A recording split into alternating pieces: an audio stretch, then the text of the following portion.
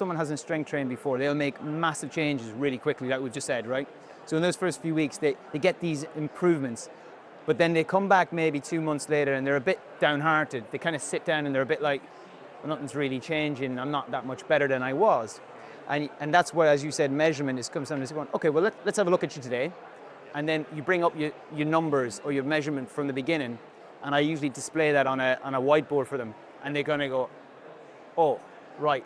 Because they're not to where their goal is yet. So they're greedy to get to that goal, which I like. It's improvement greed. It's a good greed. But it's so important to give that feedback at that time to keep the consistency going, because you're not quite at that goal, which is why they're sad. But they still need to keep pushing until they get to that goal. And your job then as a coach is to try and say, look, we're nearly there and look how far you've come. Because some patients can't see that, exactly like the analogy you used. They just don't see those changes.